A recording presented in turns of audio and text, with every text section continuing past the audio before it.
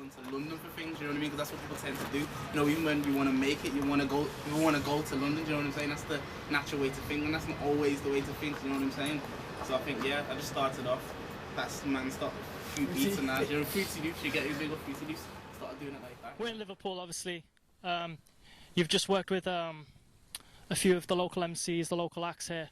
Like, how do you see grime outside of London? Because a lot of the time artists get disheartened with being from outside of London and not having the opportunity to engage in the industry base, which is predominantly in London. Do you feel like grime outside of London can exist, and how do you think it would be best possible for them to exist, given the industry base isn't exactly? To me, like, I look at it as satellite networks. You know what I mean? You can't do grime in Liverpool and then expect to have a industry or a community off the back of someone in London caring. Yeah. You need to build your industry and sustain it off the back of people in Liverpool caring. So yeah, boom. So you know, for me, speaking to everyone here, it's very clear that, you know, it's very, very similar to what we're doing in London.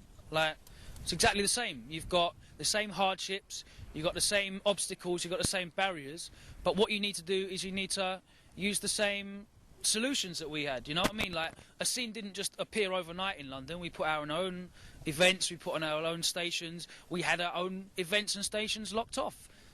People came through and put on new ones. You know what I mean? Like, you have to do that. You have to put that groundwork in so that you are in control of your own shit. Like, my main thing to any artist, if you're outside of London, is aim to be the fucking biggest artist in your area. Yeah.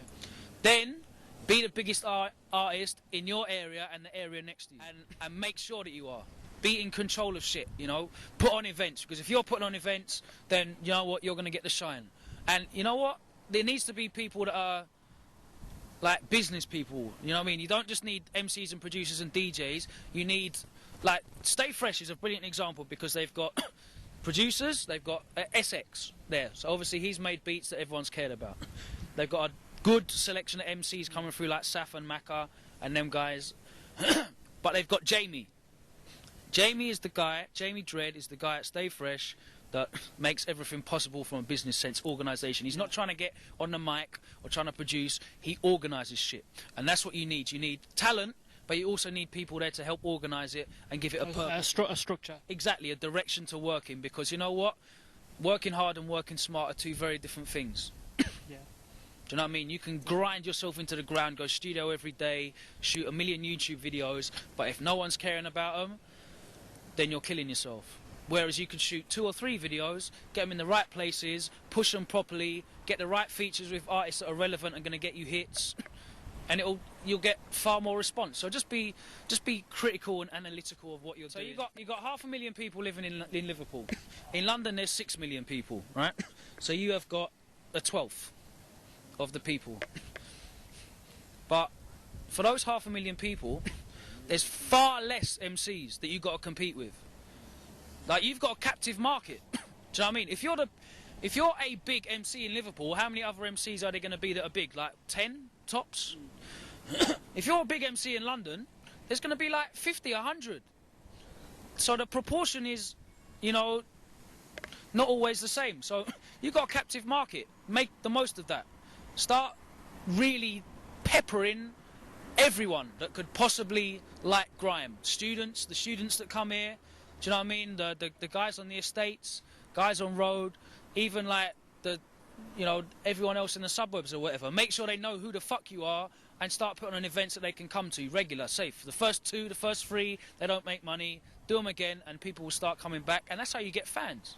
That's how you get support, and then you've got a regular market that you can know that they're going to fill your raves up so you can make money, know that they're going to buy your mixtape so you can make money, know that they're going to rep you when it comes to people, you know, asking about who's going on, word of mouth promotion online. It all follows through. That's how I'd do it personally, if I was living in a town.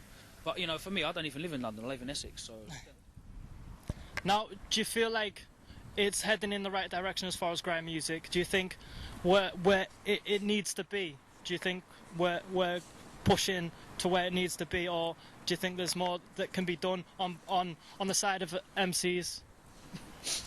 You know what? It's a very exciting time because obviously you've got all this stuff going on in the charts. Like, you've got loads of pop music that's coming out from artists that have been signed, and then they're encouraged to release more mainstream music. But at the same time, because this whole digital musical revolution's happened, you've got like acts that can make everything themselves, then shoot their own video, then do their own artwork for their CDs or their digital releases, you know, then do their own marketing campaigns online, and even do their own distribution through iTunes. So, you know, if you don't want to be in that pop world and go for a mainstream record label, you can literally do everything yourself. So it's really exciting for me. In terms of how that relates to grime, it's great because we actually have all the tools there to make whatever music we want to make and push it through. Obviously, it's a bit difficult when you're coming from the street and you ain't got, you know, the marketing budget that you'd be able to get from a major label. But, you know, people are starting to learn how to use the system and utilise things like YouTube, Twitter, Ustream, Facebook, you know, SoundCloud, Mixcloud, all these things to actually get out there and engage a fan base and drive them to sales. I mean, when you're seeing guys like JME get, you know, in the top 10 album charts on iTunes with his album, which he put out himself, did all the work from, you know, in his own room, did all the design work and everything himself as well, and he got in the top 10 on the iTunes album chart with that. That shows you that, you know, if you really take the time and do it professionally and organise yourself, you can make a big impact. You might not be getting #1 singles, but at the end of the day, like Crazy Frog was #1, fucking I'm a Barbie Girl was #1. Yeah. So do you know what I mean? Like, being #1 doesn't mean it's great music. Yeah. The most important thing should be making great music, interesting music, and trying to push it as far as you can. If you're making music that you really want to push to a mainstream audience, then cool, go through those mainstream major record labels. But if you're making music, you know, with a more underground feel, then you can do it yourself. And it's, you know, it's a really fucking exciting time. Yeah, so I've seen on Twitter, you like to give critical advice, like advice that I look at and apply with acts that I work with. Do you feel like that those tweets are being received in the way that you wish them to be received, as far as MCs looking at them tweets and actually applying well, what you say? You know what, like, you can't really, it's like when you put a song out, you can't really, after you've put it out, you can't really determine how it's going to be rated or received or whatever. So I just, that's what Twitter's for. It's just for sharing thoughts to people that are interested in your thoughts. And, you know, some people it might strike a nerve and it might inspire them to work a different way and get better results. Other people might look at it and think, Logan's preaching, who the fuck does he think he is? Like, whatever. Like, I put it out with good intentions to try and help grime artists come through and give them my experience, because obviously I've been doing this for like 8-9 years now. So I have my own experiences, and if I share them with other people, hopefully it will help them get through a bit quicker than it took me. Do you know what I mean?